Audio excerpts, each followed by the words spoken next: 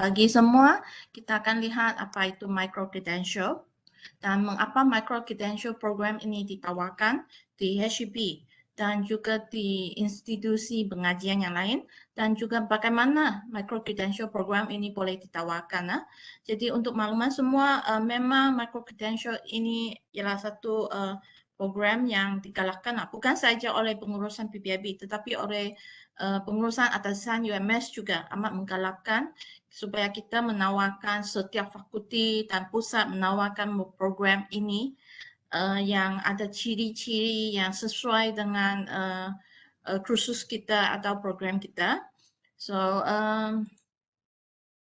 untuk makluman semua slide yang saya gunakan pagi ini ada saya ambil dari Prof. Dr. Hamzah, MQA, auditor MQA yang sangat berpengalaman tentang micro-credential. Jadi saya ambil slide dari beliau dan slide dari Pusat Jaminan Kualiti CQA dan slide juga saya ambil dari Prof. Dr. Abdul Karim Alias dari USM. Okay. Prof. Abdul Karim sangat telah, I can say, very good in preparing micro-credential program, and he bring USM to develop USM as a very big hub for micro-credential program. Di bawah pimpinan Prof. Abdul Karim, USM menyediakan banyak jenis program micro-credential dan menjadi salah satu university yang menyediakan banyak micro-credential di Malaysia.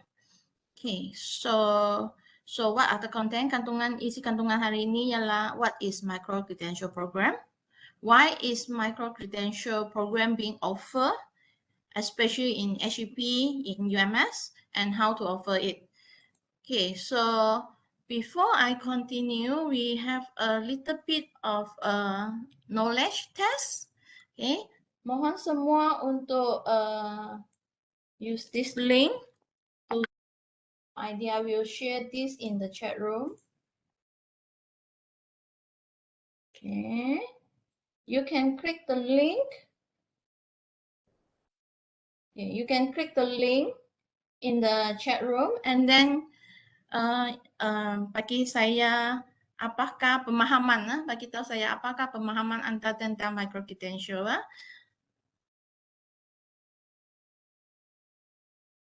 Saya akan rujuk ke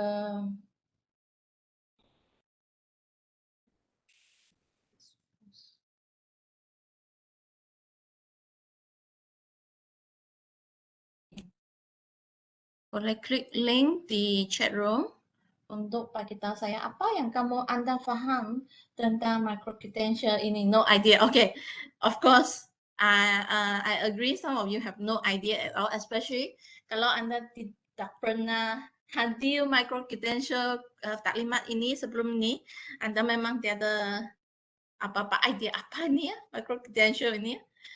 Okay, extra credit tidak semestinya, tapi ada kredit lah. Program ini membawa kredit, khusus yang berkredit. Okay. Cost offer for public, yes. Offer for public, also for students as well. Juga boleh ditawarkan kepada pelajar kita juga, boleh ditawarkan kepada orang ramai di dalam dan luar negara. Okay, short courses, yes, short courses. Ya, e-learning tidak semestinya e-learning. Boleh kita guna cara traditional, conventional way to teach. Conventional, we call it blended learning. Prestige, tidak semestilah. Okay, short-term courses, yeah, I think the same. Don't know at all, yeah, I agree. Some of you might not understand. So, that is why you are here, okay? Memang, if you know what is micro-credential, you do not need to sit into this taklimat. Tak perlu terhati sudah tuh. Oke, siapa lagi ya? Saya rasa saya ada 20 lebih orang di pagi ini. Oke, jadi kita tunggu lagi jawaban dari rakan-rakan kita. Oke, apa yang Anda boleh buat ialah klik link di chat. Oke, klik link di chat. Jadi lepas tu kita boleh, Anda boleh bagi pandangan Anda. What do you understand? Certification, yes. Salah satu key yang penting untuk micro credential ialah mesti ada membawa sijil, certification, sijil dan sebagainya. Okay. Ya, get certificate skills, yes. Kemahiran, mempelajari kemahiran yang baru, yang tertentu, yang sesuai dengan perubahan pada sekarang, di mana sekarang kita sebenarnya ini ialah satu proses untuk menambah baik kepada program yang sedia ada juga, supaya pelajar boleh memilih apa yang mereka ingin belajar melalui kursus ini ya. Jadi 18 orang sudah jawab. Okay, 21st century learning, yes. We say this is the trend. Ini trend baru di mana melalui ini kita menggalakkan pelajar untuk mencuba mempelajari kemahiran yang berbeza. Apa lagi? So, okay, I have 20 participants already answered this. So, thank you very much. At least many of you have some ideas already, yeah? Some ideas. If you say no idea, that is the purpose for you to join here. Kalau tiada idea itu memanglah, itulah sebabnya Anda mengikuti taklimat pagi ini ya. Jadi untuk, okay, saya balik kepada slide saya di sini. Okay, kita akan mulakan tentang what do you understand? Apa yang Anda faham tentang micro credential?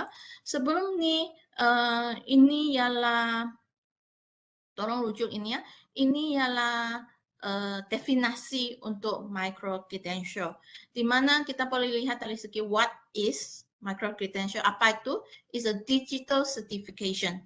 Okay, biasanya kita akan bagi sijil secara digital, okay, sijil digital of access, knowledge, skill, and competency. Jadi termasuklah bukan saja kemahiran, tetapi termasuk pengetahuan dan kebolehan Anda dalam sesuatu bidang yang kecil.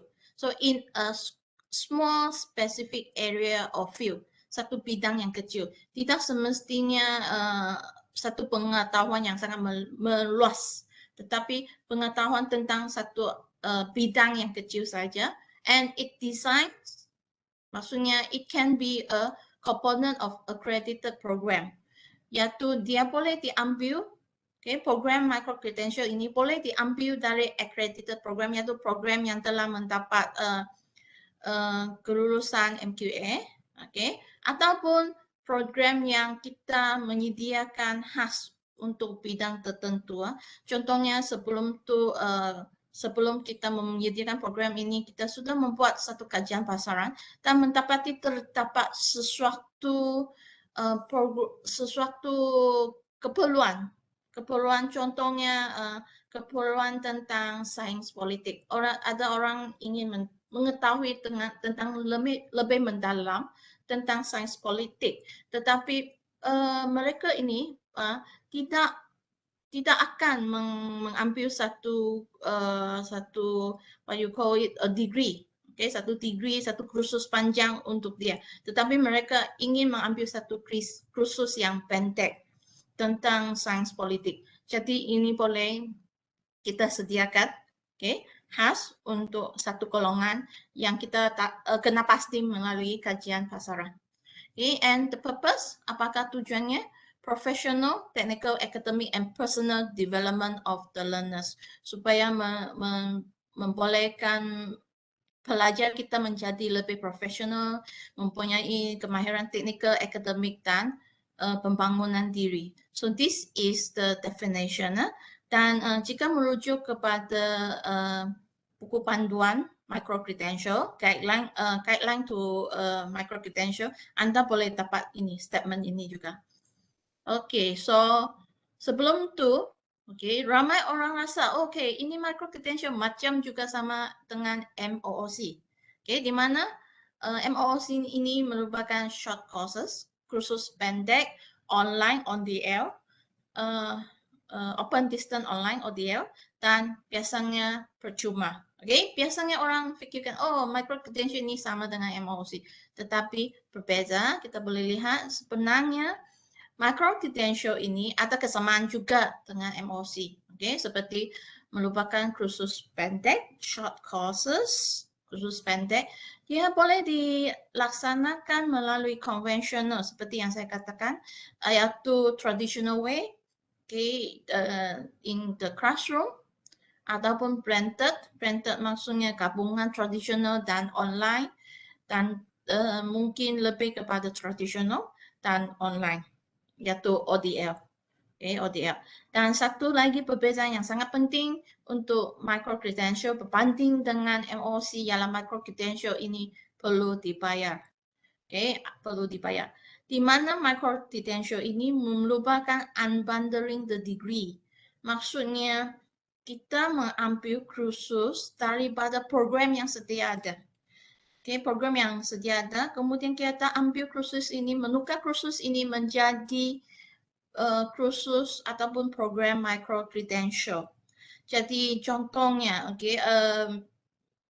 ini rancangan kita lah, contohnya bahasa asing, bahasa asing yang ditawarkan di UMS merupakan sebagian daripada program. Okay, sepatutnya sebagian daripada program yang ditawarkan. Okay, dan kursus bahasa asing ini boleh diambil keluar untuk menjadikan program micro credential. Dan silibus untuk kursus micro credential ini, program micro credential ini adalah sama dengan silibus yang kita tawarkan untuk pelajar kita di dalam UMS. Kita gunakan silibus yang sama. Mungkin juga kita menggunakan pakai bahan pengajaran PMP yang sama, ataupun kita boleh menambah baik PMP untuk kesesuaian pelajar yang bukan dari UMS. Okay, tetapi apa yang mereka tawarkan bersama dengan program ini ialah credit transfer. Kalau kita menawarkan kursus yang sebanyak 2 jam kredit, dalam micro credential, program yang kursus yang sama akan ditawarkan juga untuk 2 jam kredit dan membenarkan pelajar untuk membuat credit transfer. Okay, credit transfer. Dan dalam micro credential mesti ada penilaian, dan penilaian ini perlulah sama dengan apa yang sedia ada dalam silibus. Okay, tetapi boleh dinambah baik sesuai dengan kegunaan pelajar yang bukan UMS lah. Okay, so selain itu mesti ada digital certificates ataupun digital badge ataupun paper certification. Ini mesti ada. Yang saya pakai style ini maksudnya sangat penting lah, mesti ada. Sorry ya, lupa perkataan O di sini, all paper certifications. And knowledge base or skills base sangat penting. Dia sangat mementingkan pengetahuan dalam bidang tertentu ataupun kemahiran dalam bidang tertentu, dan boleh stackable, boleh digabungkan beberapa program menjadikan satu program yang baru. Oke, contohnya untuk program micro credential untuk bahasa asing, kita boleh menawarkan bahasa asing peringkat 1, 2, dan 3. Seperti yang biasa kita tawarkan untuk pelajar kita, peringkat 1, 2, dan 3.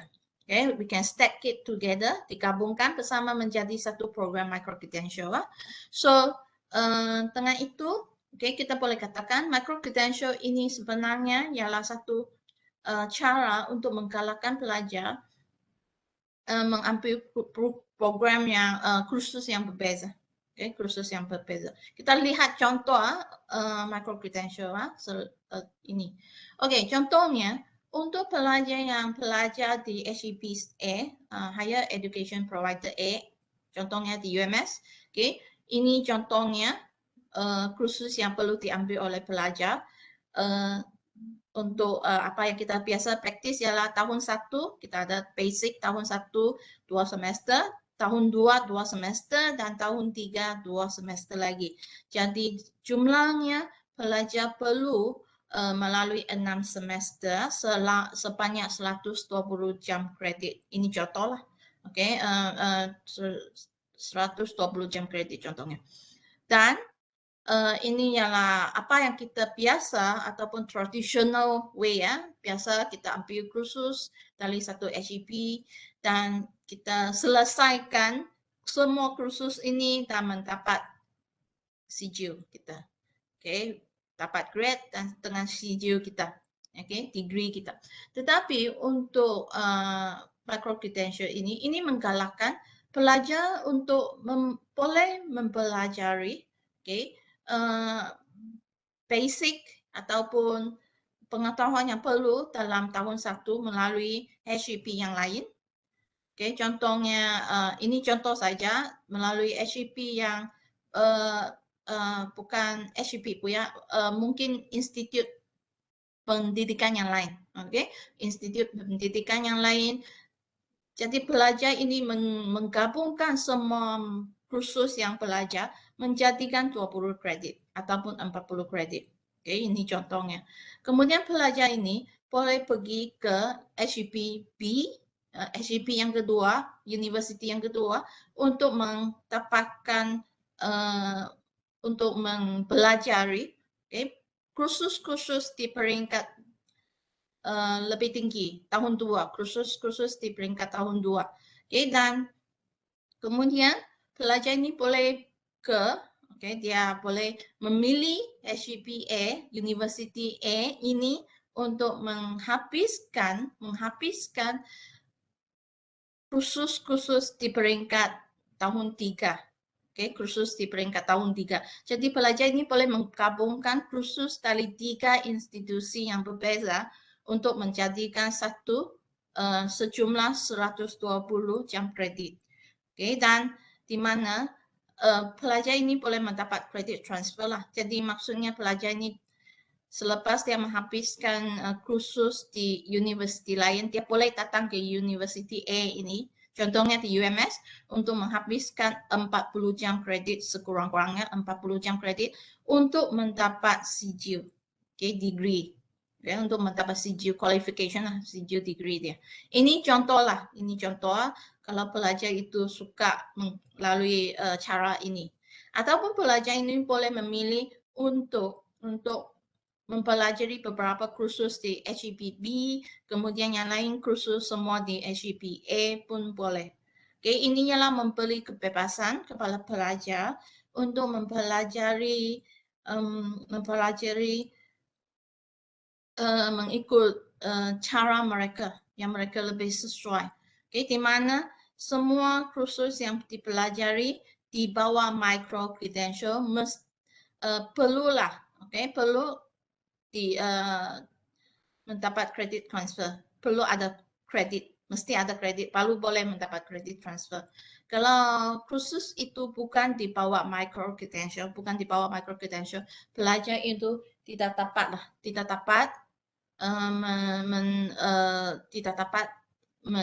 sijil tersebut.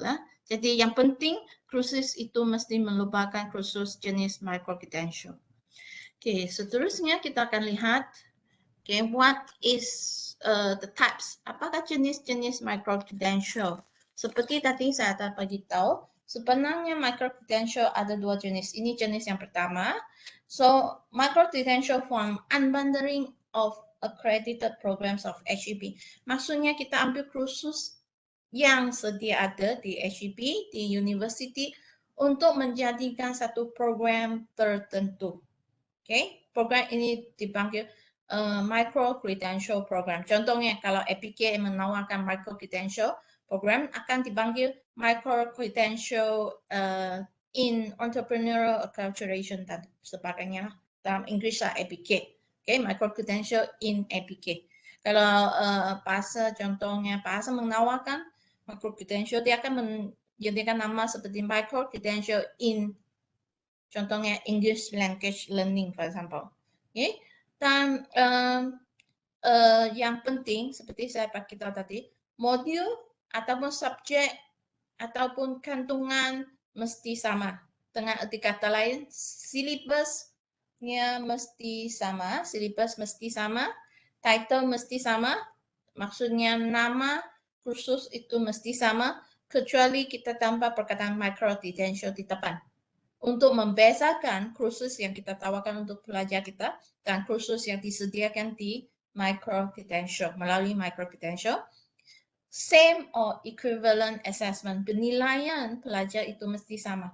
Contohnya untuk program kursus tertentu, kalau dalam kursus itu ada kerja individu, kerja kumpulan, dan kerja kuis, dan peperiksaan akhir. Oke, ada beberapa jenis penilaian.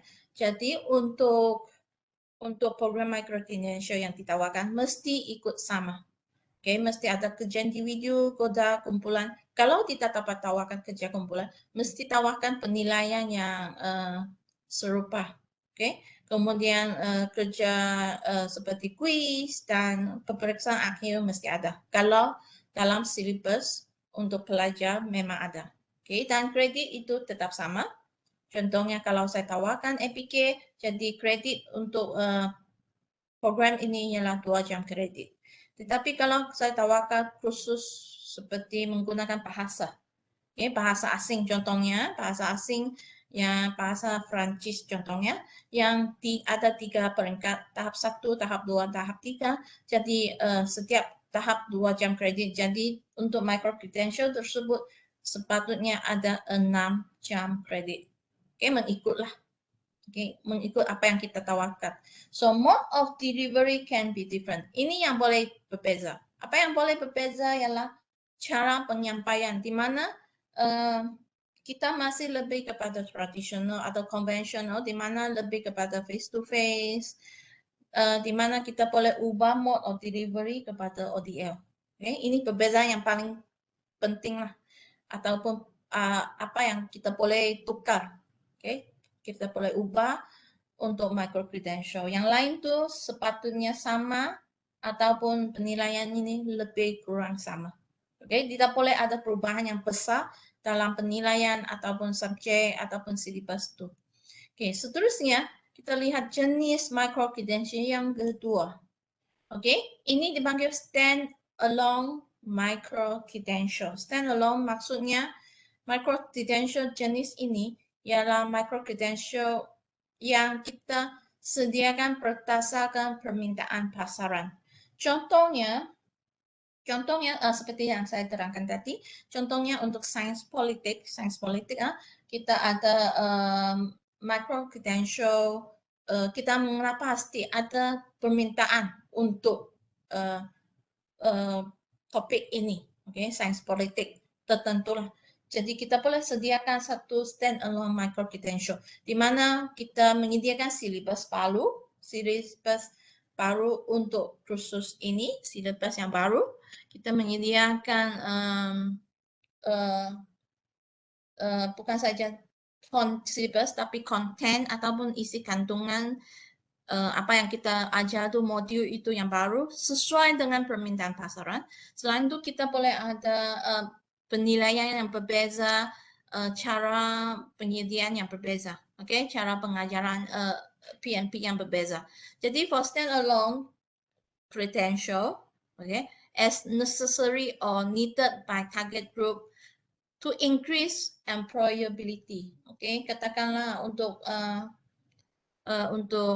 graduate hari ini, mereka mungkin menghadapi masalah mencari kerja, pekerjaan. Jadi untuk mereka memerlukan sesuatu kemahiran yang untuk tujuan tertentu, kemahiran. Jadi mereka mungkin mengambil kursus ini untuk meningkatkan keboleh pasaran pelajar kita. Selain itu, kursus ini boleh menjadi sangat kreatif kerana dia bukanlah kursus yang kita ambil dari program yang sedia ada, tapi kursus yang kita desain, kita reka untuk menyediakan khas untuk keperluan pasaran kita dan khas untuk golongan tertentu. Jadi we can be creative and reflective of the content and outcome. Tapi yang penting ini mestilah OBE, outcome based education. Dan untuk penilaian you have the maximum authority to change everything. You boleh tetapkan apa saja penilaian. Yang penting mesti ada penilaian. So biasanya standalone micro credential tiada kredit, biasanya lah tiada kredit, but the learning hours are stated. Okay, ini perbezaan dia lah. Jadi untuk tadi jenis pertama ialah micro credential yang kita ambil terus dari program yang sedia ada credit hours, ada kredit. Tetapi untuk ini memang tiada credit hour, tetapi kita bagi saja learning hours. Okay, so we have to, if you want to create this, we have to prepare micro credential statement. Satu statement, nanti saya akan tunjukkan contoh yang disediakan oleh MQA. Dan untuk maklumat semua, kita memang ada UMS akan menyediakan satu statement lebih kurang template lah, template statement ini, template untuk kita guna kalau ada yang ingin menawarkan standalone micro credential.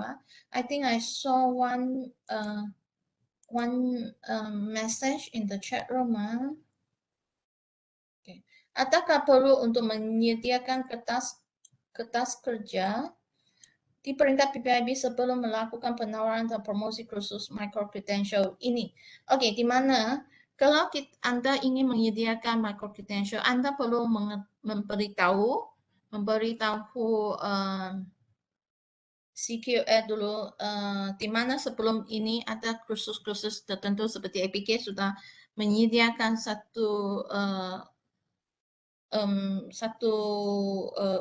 mengisi borang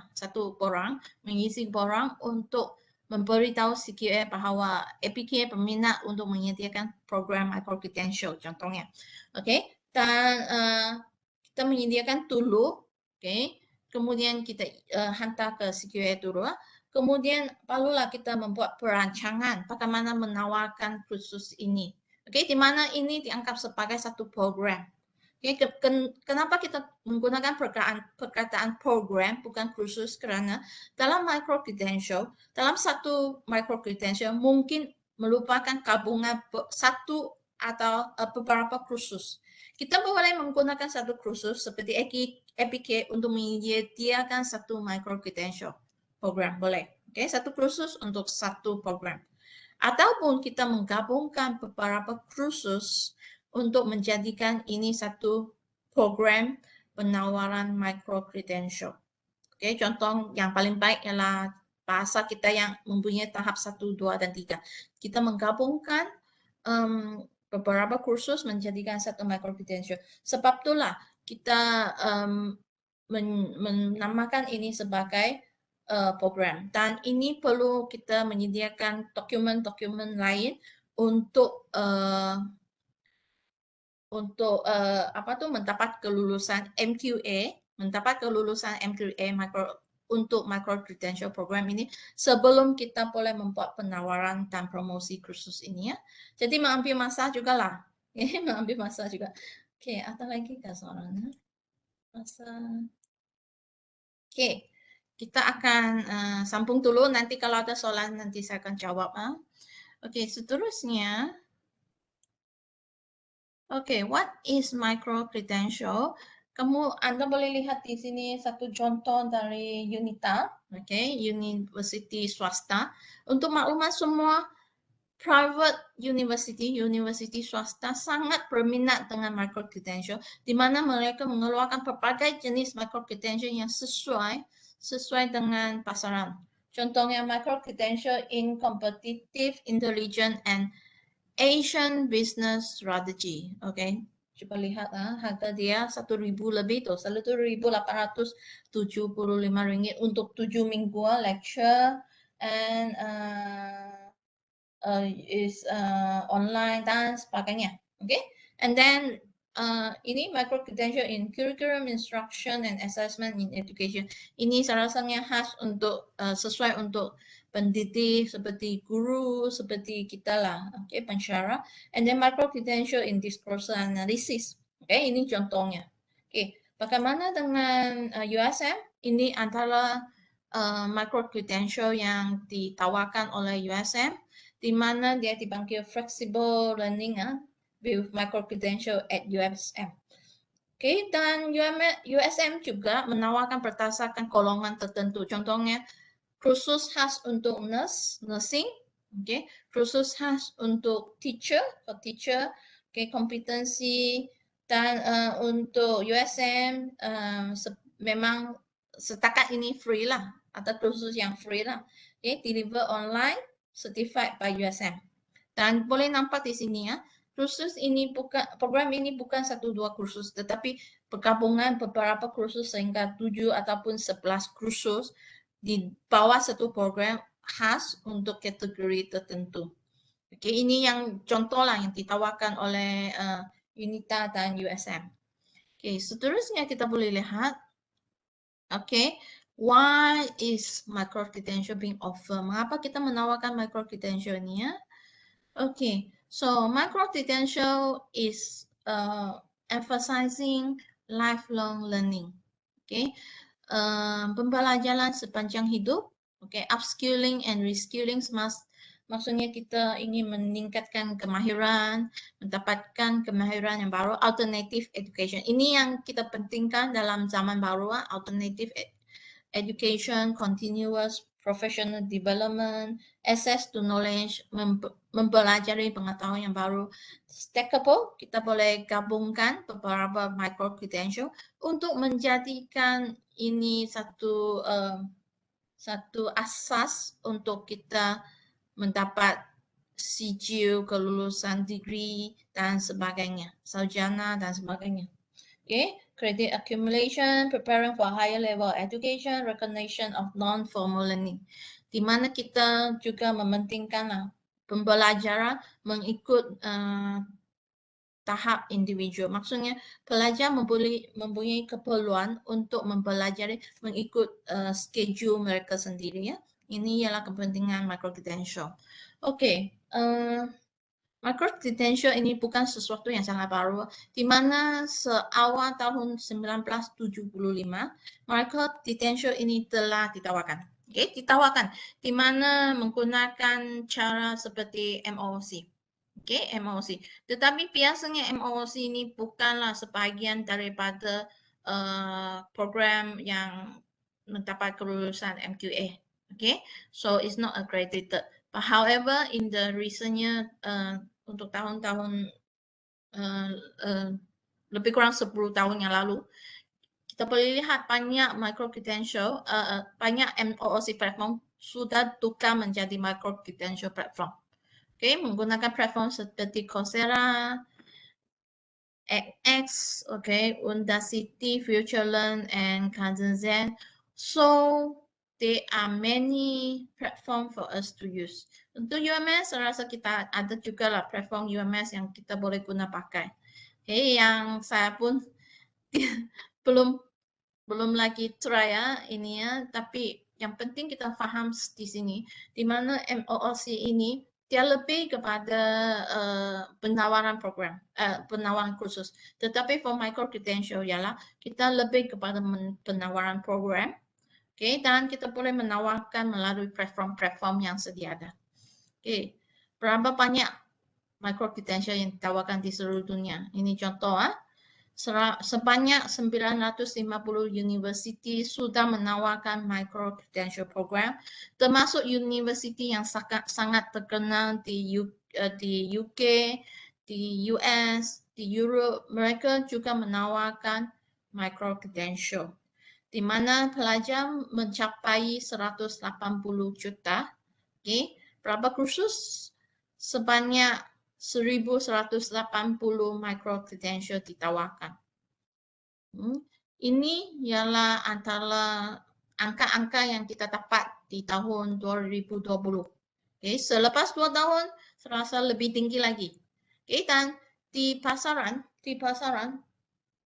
ini diangkakan sebanyak 110 bilion US dollar. Okay. Lebih kurang sama dengan US, pasaran di US, dan dijangkakan pasaran ini meningkat lagi. Jadi sangat-sangat digalakkan universiti di Malaysia untuk cuba menawarkan micro credential. Tetapi seperti yang saya terangkan tadi ya, IPTA tidak begitu berminat. Okay. Sebaliknya IPTS, Institut Pengajian Swasta, sangat berminat. Mereka menawarkan sebanyak 2.000 lebih micro-credential berbanding hanya 300 micro-credential yang ditawarkan tahun lalu. Ini angka tahun lalu. Jadi kita boleh lihat kita tidak begitu hangatlah, kita tidak begitu mementingkan pasaran ini. Tetapi IPTS sangat-sangat mementingkan pasaran ini.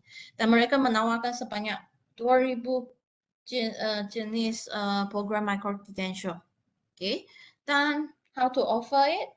Okay, kita lihat sudah bagi tahu micro-credential ada 2 jenis.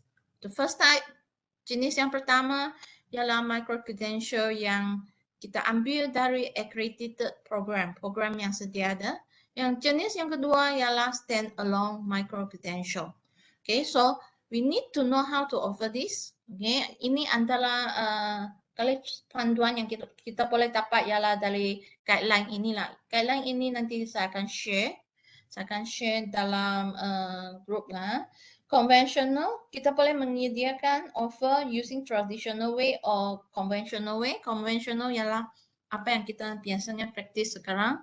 Kita boleh menggunakan very traditional face to face, okay, offline, ataupun kita use blended learning, or kita tukar kepada ODL. ODL. Dan untuk dalam garis panduan ini menampakkan beberapa prinsipal yang sangat penting. Terdapat 5 prinsipal yang sangat penting untuk satu program micro-credential yang baik. First, outcome-based education. Ini biasalah, kita sudah biasa. Jadi mesti ada learning outcome. Okay, program education objective, PLO dan sebagainya. Personalize yang kedua ialah membolehkan pelajar mempelajari kemahiran atau ilmu mengikut masa mereka, mengikut cara mereka, mempunyai kebebasan lah, memberi kebebasan kepada pelajar untuk mempelajari mengikut kesesuaian mereka. Industry driven, ini yang sangat penting. Industry driven. Maksudnya apa yang kita tawarkan mestilah sesuatu yang diperlukan oleh industri, yang diperlukan oleh pelajar kita supaya meningkatkan kemahiran, pengetahuan dan kebolehan mereka agar mereka boleh mendapat pekerjaan yang lebih baik, okay? Or to be more professional. Secure and shareable, maksudnya the credential can be authentical and share online with others. Kita boleh menawarkan ini melalui online learning dan sebagainya, and transparency. Maksudnya apa yang kita tawarkan mestilah jelas. Okay? Pelajar mesti tahu apakah learning outcome, apakah penilaian, bagaimana PNP, recognition, contohnya berapa kredit hour yang ditawarkan, berapa jam pembelajaran yang diperlukan dan sebagainya. Seterusnya, okay, so apakah polisi yang ditetapkan oleh MQA tentang micro-credential? Yaitu mode of delivery sudah saya bagi tahu, sama ada conventional or ODL, or you can even mix, combine both of it. Who to offer to, siapa kita tawarkan? Malaysians and non-Malaysians. Kita boleh menawarkan pelajar kepada pelajar kita ataupun pelajar di luar negara. Okay, naming cannot conflict with qualification name, okay, in MQF. Maksudnya, kalaulah saya mengambil kursus APK menjadikan satu micro credential, jadi di depan kursus saya mesti tulis perkataan seperti micro credential APK, okay? Ataupun saya boleh tulis micro award APK atau micro certification APK. Yang penting ialah mesti ada perkataan APK di sana. Okay? Micro credential APK, micro award APK atau micro certification APK. And mode of delivery sudah saya terangkan tadi kan, it can be conventional ataupun ODL. Okay. Okay, micro credential in professional fields. Kalau kita ingin menawarkan micro credential dalam profesional tertentu, contohnya for nursing, for teaching, ada kemungkinan kita perlu mendapatkan kelulusan dari badan profesional. Okay, khasnya untuk bidang seperti engineering, mereka memerlukan kelulusan dari bidang tertentu lah, dari professional bodies tertentu. Tetapi untuk kita, kalau kita menawarkan seperti kursus program yang sedia ada, ini tidak perlu. So, level of types of accredited program, jadi program at all levels, except for foundation. Kecuali daripada foundation ataupun program asas, ataupun research base tidak boleh menawarkan micro credential. Selain itu, semua jenis kursus boleh menawarkan micro credential, and for accredited program, it must be fully accredited. Okay, program itu mesti accredited dan mesti semua ciri-ciri program itu mestilah sama tentang apa yang kita tawarkan. Okay, syllabus mesti sama, penilaian mesti sama, cuma kita boleh ada penambahbaikan sedikit lah sesuai dengan keperluan pelajar. Okay.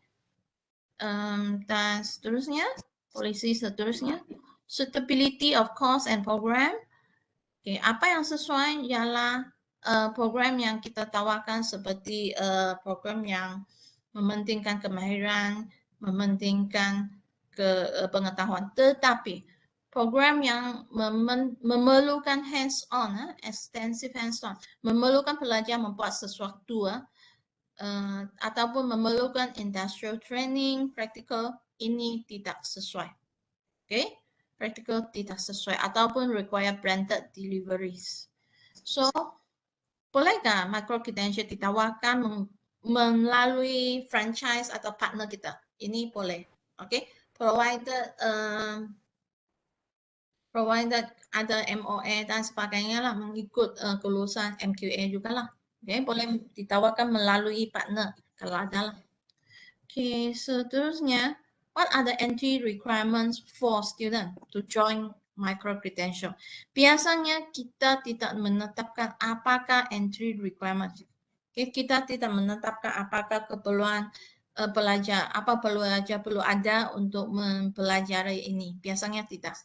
Okay, kecuali jika pelajar ini ingin menggunakan micro credential program ini sebagai satu cara untuk mendapat kredit transfer, jadi pelajar mestilah memastikan program tersebut mempunyai kredit. Selain itu, kalau pelajar ini ingin menggunakan micro credential ini sebagai asas untuk mengikut satu program, okay, ataupun asas untuk menyertai satu program tertentu, jadi pelajar itu mesti memuaskanlah minimum entry requirement mengikut FLA, okay, ataupun FLC, okay, dan sebagainya. Itu yang pelajar perlu tahu lah. Okay, so yeah, so how about recognition? Okay, how about awards? Okay, bagaimana kita memberi sijil kelulusan untuk pelajar jika pelajar mendapatkan micro credential dan dia menggabungkan micro credential itu untuk mendapatkan sijil degree, ya, degree seperti degree prasiswaja, okay, ataupun sijil sarjana. Apakah keperluan? Okay, jika pelajar itu mendapatkan micro credential dari satu HEP saja, satu universiti saja, jadi pelajar itu boleh mendapat 100% credit transfer. Jadi kalau pelajar itu mengambil micro credential yang mempunyai 10 credit hour, 10 credit ini boleh di credit transfer 100%. Okay? Dan dengan arti kata lain, pelajar ini mungkin boleh menghabiskan pembelajaran di universiti lebih cepatlah, lebih awal. Okay? Kalau pelajar ini mengambil micro credential selain daripada kursus yang sedia ada. Okay? Selain itu, pelajar itu boleh mengambil kursus micro-credential, program micro-credential dari berbagai universiti, ya, bukan saja satu, tetapi dari berbagai universiti. Jadi pelajar ini boleh menggabungkan micro-credential dari universiti yang berbeza dengan dua syarat. Syarat pertama ialah hanya 70% kredit transfer. Katakanlah pelajar itu mengambil micro-credential dari UMS, kemudian pelajar ini ingin mendapat sijil kelulusan untuk prasiswada mereka di universiti lain, contohnya di UM. Okay. Jadi kredit transfer hanya membenarkan 70%.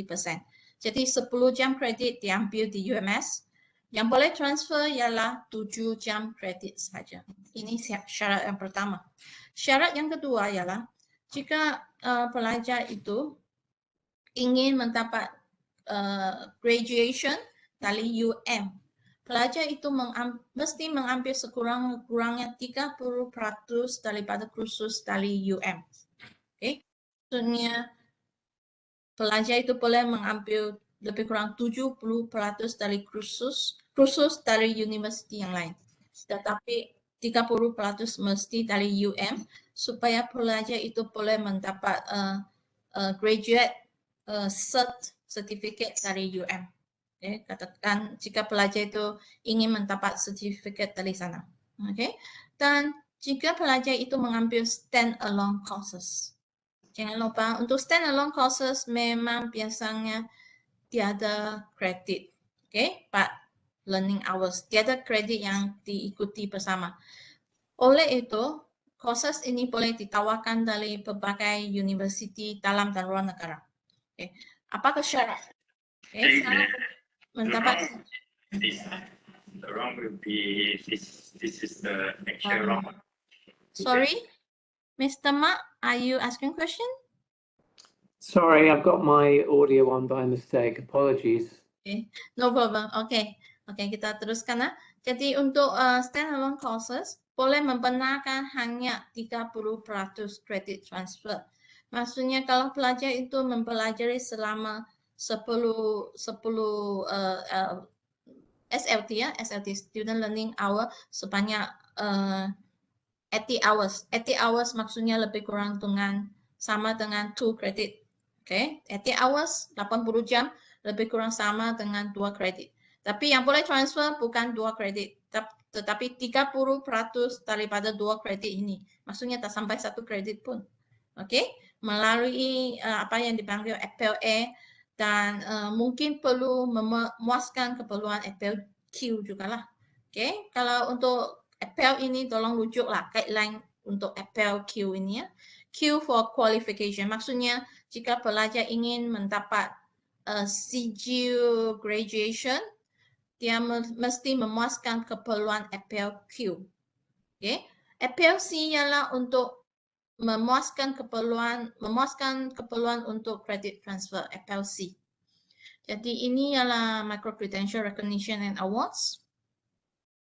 Oke, ini ialah contoh Micro Credential Statement, Micro Credential Statement. Setahu saya CQS sedang menyediakan satu template untuk kegunaan semua staff UMS lah. Yang saya belum lihat lagi apa yang mereka buat. Oke, kita lihat bagaimana kita boleh how to construct, bagaimana kita boleh menyediakan satu Micro Credential dari program yang sedia ada.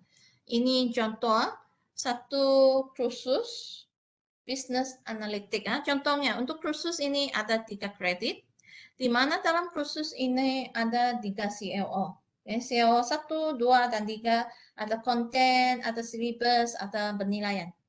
Okay? Jadi untuk 3 CLO maksudnya mesti ada 3 penilaian, maksudnya begitu lah, biasalah. Kan? Jadi untuk satu kursus ini telah dibahagikan kepada 3 bahagian. Okay? 3 bahagian dan ditawarkan sebagai satu Micro Credential Program, di mana bahagian pertama ialah Business Analytics 1, ya, Business Analytics 1 dengan konten 1, assessment 1. Jadi untuk bahagian 1 CLO ialah CLO 1. Kemudian bahagian 2 ialah Business Analytic 2. Okay. Konten 2, CLO 2, penilaian 2. Okay. Kemudian ada konten yang ketiga, CLO 3, penilaian 3. Jadi, kalau pelajar hanya menyiapkan ataupun menyelesaikan ataupun habis belajar hanya konten satu saja, dia hanya habiskan assessment penilaian satu, pelajar ini boleh mendapat 1 mini batch, tapi tiada kredit. Tiada kredit. Tetapi jika pelajar itu menyiapkan 2 konten, pelajar ini pun juga boleh dapat mini batch. Okay, mini batch juga dia ada kredit. Jika pelajar ini menghabiskan ketiga konten ini, penilaian lulus ke semua penilaian, tiga penilaian ini, pelajar ini mendapat full batch. Or we can call it full certificate dan akan mendapat kredit. Dan kredit mestilah sama yang dengan kredit yang sedia ada, yaitu kredit yang 3 credit hours. So this is illustration lah. Okay, contoh saja. Di mana kita boleh membahagikan satu kursus kepada 3 kursus kecil mengikut CLO, Course Learning Outcome. Okay, kemudian konten itu pun bahagilah mengikut Course Learning Outcome dan penilaian juga mengikut Course Learning Outcome. Okay, ini satu caranya. Okay, kemudian untuk program yang lain, dia boleh menggunakan kursus tetapi mengikut topik dalam kursus tertentu. Contohnya topik dalam kursus ini terdapat 12 topik. Jadi dalam program micro-credential boleh dibahagikan kepada 3 peringkat 1, 2, 3, 4. Okay? Di mana jika pelajar menyelesaikan topik 1 hingga 3, pelajar akan mendapat satu digital mini batch lah. Batch 1. Okay, jika pelajar menyelesaikan topik 4 ke 6, batch kedua, dan sehingga pelajar menyelesaikan ke semua, habiskan ke semua topik dan penilaian, lulus semua penilaian, pelajar itu akan mendapatkan full batch, iaitu full certificate with 3 credit hours and course title. Okay, di mana pelajar sepatutnya diberi satu sijil atau badge yang menyatakan dengan sangat jelas pelajar ini mendapat 3 credit hour selepas menyiapkan ke semua 12 topics. Okay, when the student finish all the 12 topics, then it means that the student can get the 3 credit hours. Okay, and these 3 credit hours can be used for credit transfer. Okay, seperti yang saya tunjukkan tadi, kalau 3 credit hour ini diambil dari university yang sama, dia boleh dapat 100% credit transfer. Tetapi jikalau 3 credit hour ini ialah dari university yang lain, jadi the student only allowed to transfer 70%, 70% daripada 3 credit hour. Maksudnya lebih kurang 2 kredit saja boleh ditransfer. Okay, bukan 3.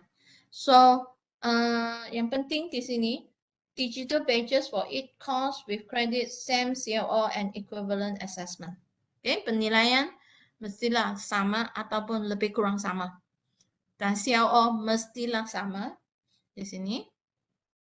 Bagaimana kalau saya ingin membuat micro-credential program daripada beberapa kursus? Ini yang boleh dibuat. Contohnya kursus yang pertama, fruit jam marketing. Kursus yang kedua, fruit picker making. Okay?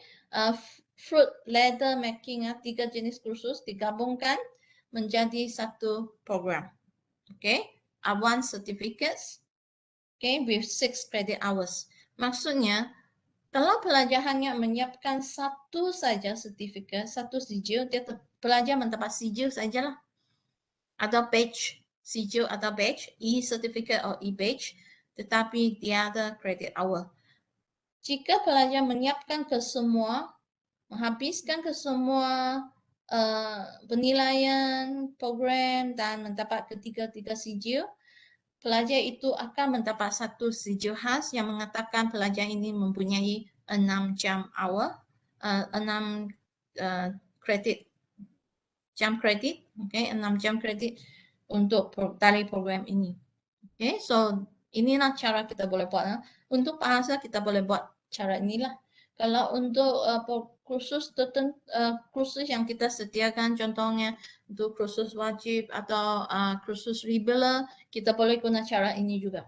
Okay, mengikut topik ataupun mengikut COO. Okay, seterusnya, bagaimana kita menjaga kualiti di semasa menawarkan micro credential? First, the market needs analysis. Kita perlu membuat kajian pasaran apakah ini diperlukan. Khasnya jika kita menawarkan program yang stand alone, outcome or competency based, yang penting mestilah OBE, okay, OBE learning. This is what we are doing now. Assessment, penilaian mesti ada, monitoring and review, kita perlu membuat penambahbaikan yang berterusan lah, CQI. Delivery system and resources mesti ada, kita menyediakan sumber dan sebagainya. Learner experience sangat dipentingkan, kita memberi mereka pengalaman yang baik lah, pengalaman yang baik semasa mempelajari program kita. Learner data and records management and quality assessment. Okay, ini ialah tentang bagaimana kita menyediakan kualiti lah, menjaga kualiti dalam micro credential. Okey, saya rasa itu saja. Yang seterusnya ini ialah sumber yang anda boleh rujuk. Guidelines to good practice, ini nanti saya akan share. Okey, anda boleh juga rujuk kepada site ini. This is free. Dalam site ini menerangkan bagaimana kita boleh mereka bentuk satu micro credential program. Okay, yang sesuai dengan kemahiran kita dan kepulauan kita. And you can also refer to USM. They have many examples of program. Okay, contoh di USM. Dan ada juga recording dari MQA yang lebih kurang sama tentang dengan taklimat saya yang ada di YouTube, boleh juga rujuk. Okay, Prof. Dr. Hamzah yang membuat penerangan semua tu. Okay, so thank you very much for listening. Like I say, I spent about 1 hour for that.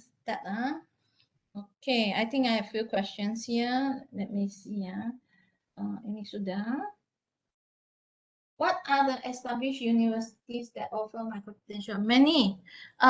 As far as I know, university like Cambridge, okay, they have micro credential already. Okay, that are very very good university. They also offer micro credential. Di mana saya ada, I try to search through the Google. Okay, I found many good courses they offer, but quite expensive of course for us. It might be in a few thousand euro, it might be a few thousand USD. It's a bit too expensive for us, but they are good program actually.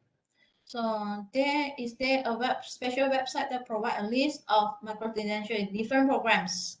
Okay, you can try to check for MQA website. Nanti saya jumpa, because MQA website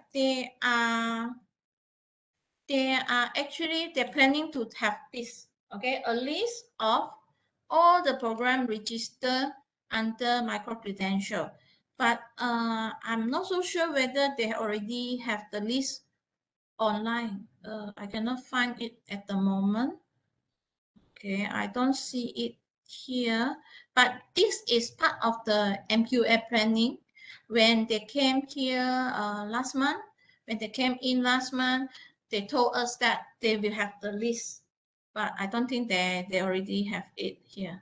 Okay, so you can check the MQA website once in a while to see whether they already have the list or not. At the moment, I don't see the list yet. Okay, so sorry, so I cannot provide the list. Anyway, you can refer to the USM website for some, what are they doing at the moment? Some examples. Okay, from Intake Kennedy, will the instructors be paid some kind of royalty or monetary fees from offering micro-credential? I suppose sepatutnya adalah kan, sepatutnya, because we are doing extra than what we are doing at the moment. Tetapi saya perlu mendapat kepastian dari pengurus atasan. Memang pernah kita tanya soalnya semasa saya tanya mersyarat dengan CQA, sebenarnya tanya lah, tapi CQA pun tidak dapat jawab sebab CQA is only looking at the quality itself. It's not looking at the payment itself. So we suppose that they have to give us some something in return. Yeah, we think that. Okay, tetapi belum dapat kepastian lagi ya. So I cannot say anything. Could we have the slide and link later? Yes. Okay, nanti saya bagi slide. From Miss Chang, do we have any MC courses in UMS so far? As far as I know, FPEC sudah mengeluarkan sudah satu program micro credential yang mengeluarkan digital badges. Tapi saya belum cek lagi that program. Yes, we have. I heard in FPEC sudah ada micro credential program antara yang terawal di UMS. Okay, so will be the copyright be rendered to university or kept with the instructors? And for this question, Mr. Kennedy, the copyright questions, I think is similar to what we offer in our program, our courses. Okay, in which, yeah, this question I have to ask them also. Tapi apa yang saya rasa ialah dia sama dengan apa yang kita tawarkan di university, di mana pensyarah boleh menyediakan syllabus. Okay, we have the rights to prepare the syllabus that is suitable. Tetapi adakah ini bermakna copyright di dalam university itu saya pun tidak berapa pasti lah. Okay. I think Dr. Jason has the third question. Is there any time limit? 6 years, 15 years for a student to collect all the digital badges and to complete all the micro credential in order to attain a degree?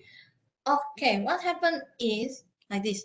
For example, when I offer micro credential, I will state 10 weeks, for example, for APK, 10 weeks. It means students have to complete the courses within the 10 weeks for the 2 credit hours. Okay, for the 2 credit hours. But if you say the student will take 6 years to collect all the different courses and complete all the micro credential, this one I have to reconfirm. Okay, I think they will have a guideline for this. I have to refer back to the guideline. Okay, I have to refer back to the guideline. But for as far as I know, for each program, each micro credential program, we will set the time for the student to complete it. Student has to complete by a certain time limit that's set by us. For example, if you prefer to set it by 14 weeks, then you are free to set it by 14 weeks. Or if you want to set it by 20 weeks, it's free for you. But normally, courses that we do online, they will do it with shorter period, like 7 weeks, 10 weeks kind of thing. Yeah. So the time limit for all that one, I have to reconfirm. I have to check the guideline first. And attendance thing. Oh yeah. Mr. Kennedy, thank you for reminding me. I will provide you with the attendance link here in the chat room. Yeah, please fill in the feedback form. I will give you the IDP point after this. Yeah, IDP point will be provided for all the participants. Yeah, any more questions from the floor? Yeah, for your information, I'm just I'm also in the process of learning about this. We in APK we also just started to think apa yang perlu kita buat. So we only come out with the idea of we offering this program. That's all. Okay, saya pun masih belajar lagi apa yang perlu dibuat. Yes. Yeah. However, I think your opinion here give me some ideas. Later on, if of opportunity, I will ask the management about all your questions. Yes. Ada soalan lagi? Yeah, I think yes. If no questions, then we will stop here. So thank you very much, everyone.